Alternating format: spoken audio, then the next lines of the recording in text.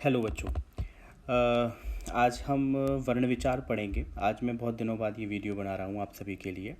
तो उम्मीद करूँगा कि आपको ये समझ में आएगा। और ये वर्ण विचार कक्षा 6, 7 और 8 तक के लिए ही है। मतलब इसमें बहुत ज़्यादा हमने बहुत इसे कठिनता नहीं इसमें रखी है, सामान्य रखा है। तो लेकिन हम धीरे धीरे और वीडियोस बनाएंगे जिसमें हम चीज़ों को और क्लियर करेंगे। बहुत आसान तरीके से आपको चीज़ें समझ में आ जाएंगी। वर्ण विचार, वर्ण विचार असल में क्या है? वर्ण विचार माने वर्णों का विचार। तो हम यहाँ पे बात करते हैं कि वर्ण हम किसे कहते हैं। ठीक, अब जब वर्ण की बात हो रही है तो पहले मैं ये हटा देता हूँ।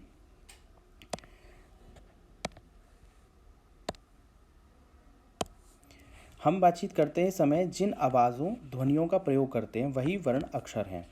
वर्ण उस ध्वनि आवाज़ को कहते हैं जिसके टुकड़े नहीं किए जा सकते। भाषा की सबसे छोटी मौखिक इकाई ध्वनि तथा लिखित रूप वर्ण है। देखिए, जो भी मैं कुछ बोल रहा हूँ या आप किसी भी चीज़ को सुन रहे हैं, अगर हम जैसे मुँह से खटखट बोलते हैं तो खटखट को भी लिखने के लिए हमें किसी वर्ण की सहायता चाहिए। तो ख ट ख ट ऐसे करके हम कुछ भी बोलते हैं। तो जो भी हम बोलते हैं, लाइक बोलना ही मैं लिख देता हूँ, तो हमने इसमें यूज़ किया ब। तो इसका तात्पर्य ये है कि जब भी हम कोई भी ध्वनि का प्रयोग करते हैं और ध्वनि को लिखते हैं तब हमें वर्णों की आवश्यकता होती है। ठीक है, जब हम उस ध्वनि को लिखने की ज़रूरत महसूस करते हैं, हम उसे रिटन वर्क में करते हैं, तब हमें वर्ण की आवश्यकता होती है। और ये यहाँ पे स्पष्ट किया गया है कि जो वर्ण है वो मौखिक इकाई है। मतलब लिखित रूप तो है ही, लेकिन सबसे छोटी मौखिक इकाई है। मतलब इससे छोटा कुछ भी नहीं है। आगे बढ़ते हैं। जैसे यहाँ पे राम पत्र लिखता है। राम पत्र लिखता में कौन कौन से वर्ण यूज़ हुए हैं? र में आ है, म में आ है। अब देखिए, आप किसी भी व्यंजन को बोल रहे हैं, लाइक र व्यंजन है, तो जब आप इसको बोल रहे हैं तो इसमें ऑटोमेटिकली इसमें क्या जुड़ा हुआ है? स्वर जुड़ा हुआ है। हालांकि हम इसके बारे में आगे बात करेंगे। और ये जो पूरी प्रक्रिया है इसको वर्ण विच्छेद कहा जाता है। इसके बारे में भी मैं आगे आपको बताऊंगा।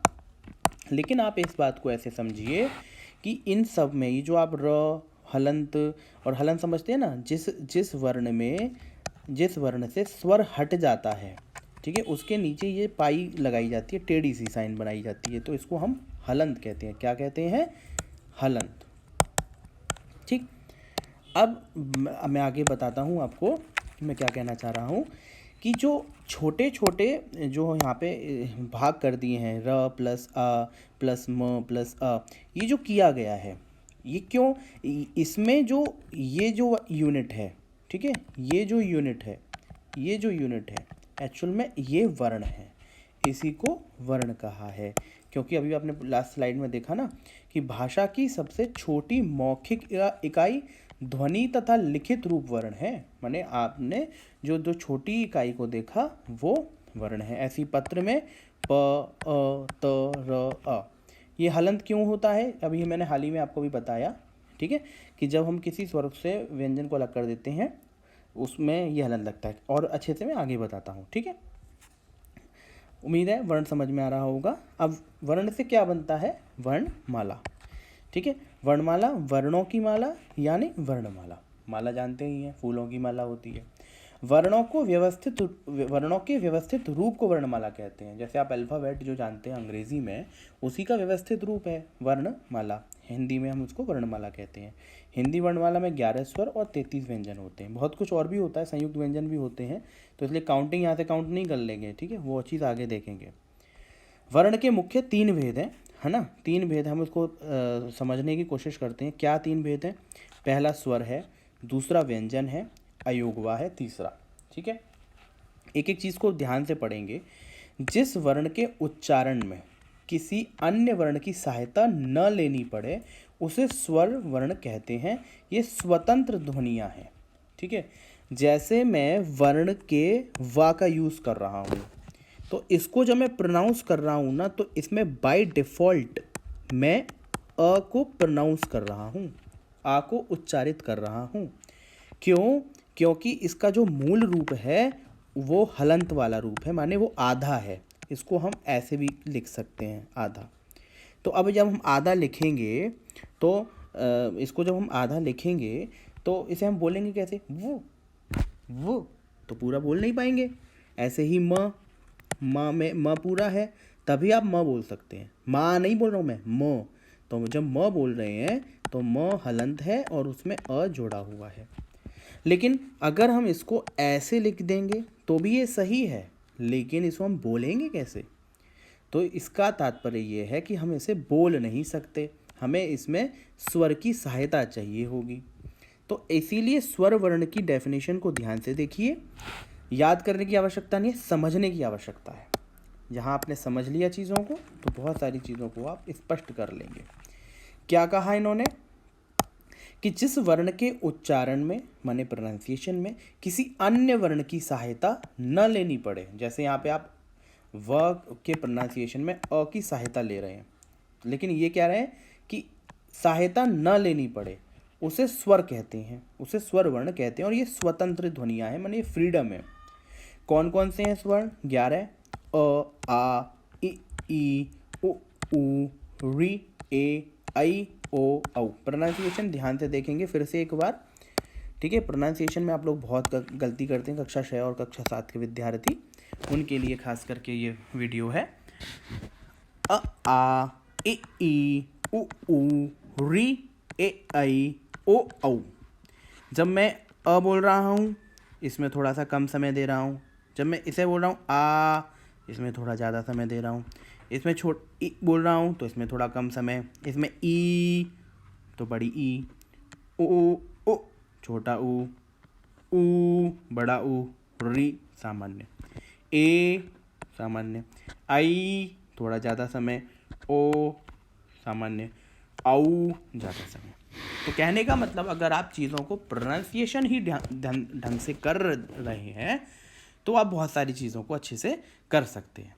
तो अब देखिए, आपने इन स्वरों को किसी की सहायता से नहीं पढ़ा है, ये जैसे लिखे गए हैं वैसा ही हम पढ़ रहे हैं, और ये ग्रामेटिकल प्रूफ है कि इनमें कोई भी और वर्ण नहीं लगा है, ठीक है।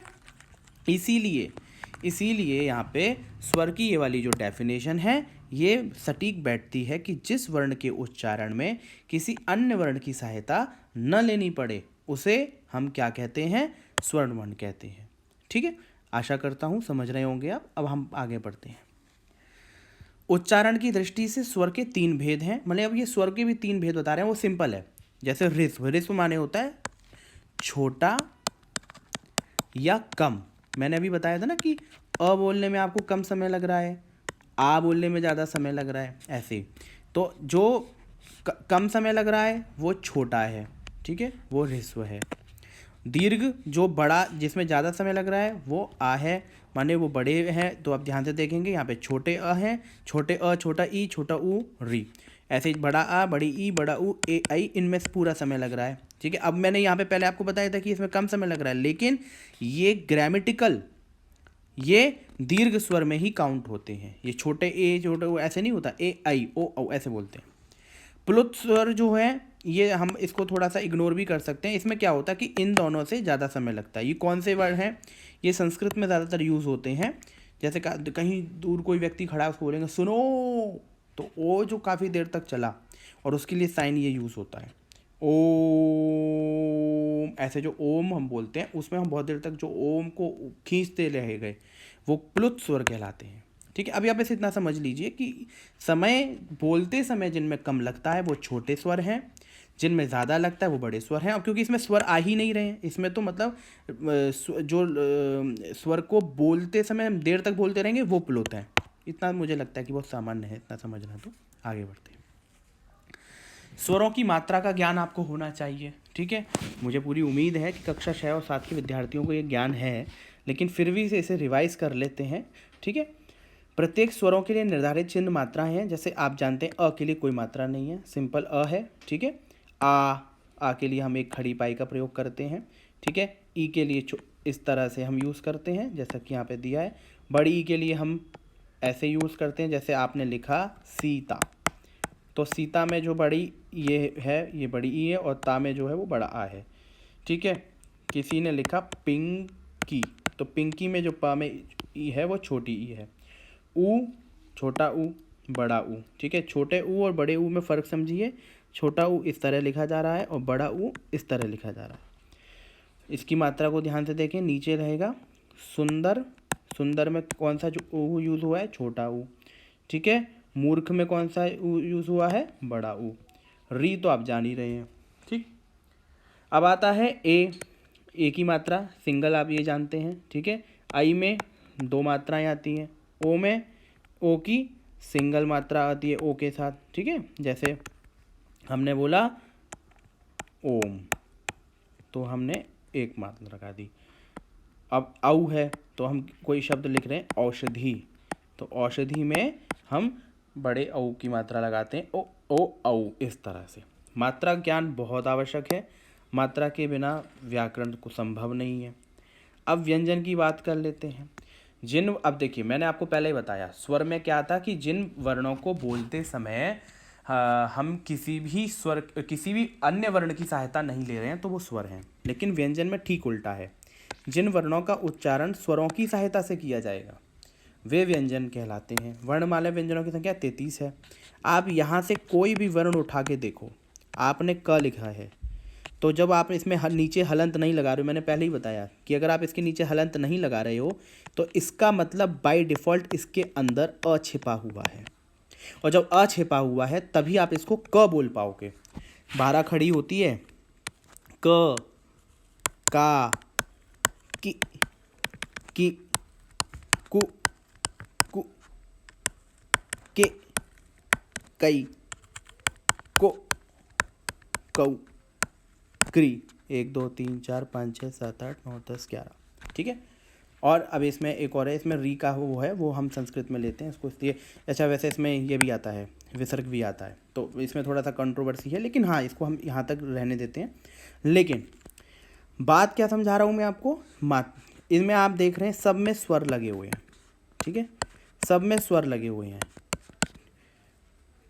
अब जब स्वर लगे हुए हैं तो कहने का क्या मतलब है, यहाँ पे ये बात कही जा रही है आपसे क्या, कि जिन वर्णों को बोलते समय स्वरों की सहायता, आपने क का प्रोनाउंसिएशन करना है, अ छिपा हुआ है। चा का प्रोनाउंसिएशन किया, उसमें भी अ छिपा हुआ है, चा प्लस अ, तभी यहाँ पे चा है, यहाँ पे हलंत है।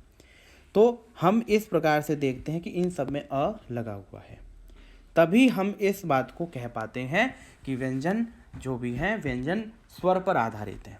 जिस प्रकार से हम व्यंजनों को बोलने की चेष्टा करते हैं, बोलने का प्रयास करते हैं, उनमें स्वर लगा हुआ है। बहुत साधारण और छोटे वीडियो बनाने की कोशिश कर रहा हूँ, जिससे आपको ये समय समय पे चीज़ें क्लियर होती जाएं और उनको आप एक बार देख सकें। ठीक है,